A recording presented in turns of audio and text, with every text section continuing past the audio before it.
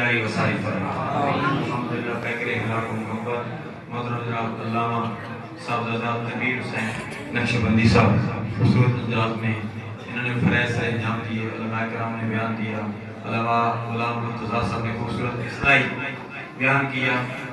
یہاں بھی بچے پڑھ رہے ہیں الحمدللہ، یہاں کہیں بھی علامہ محمد رضا صاحب، علامہ عارف صاحب یہاں کہیں بھی پڑھ رہے ہیں۔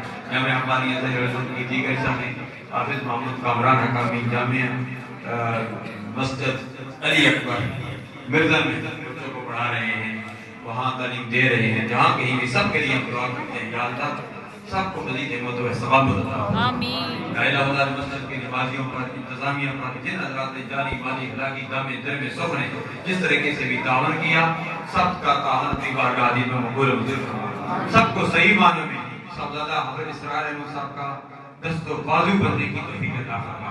چھوٹوں پر بڑوں پر سب پر مہربانی فرما۔ علماء سنت مشایخ سنت کا سایہ دیر قائم دائم رہے، جغرافیائی سرحدوں کی حفاظت کرنے والے، نظریاتی سرحدوں کی حفاظت کرنے والوں کی خیر فرما، اور جو ان کی سب محبت کرتے ہیں، جغرافیائی سرحدوں نظریاتی سرحدوں کی حفاظت کرنے والوں سے جو محبت کرنے والے ہیں یا اللہ ان کی بھی خیر فرما۔ اس ملک پاکستان میں نظام مصطفیٰ صلی اللہ علیہ وسلم کا نفاذ کرنا، یا اللہ جو مانگا وہ بھی عطا فرما، جو نہیں مانگا بن مانگے عطا فرما۔ ہمارا تلاوت بیت المقدس کو آزاد فرما دے، یا الہ العالمین سب کی خاطر جو کو اپنی رحمت سے مالا مال فرما دے۔ خدایا بہن کے ولی فاطمہ بقول ایمہ کری فاطمہ گردہ و نمرت کری و قبول منو دست دامان اہل رسول۔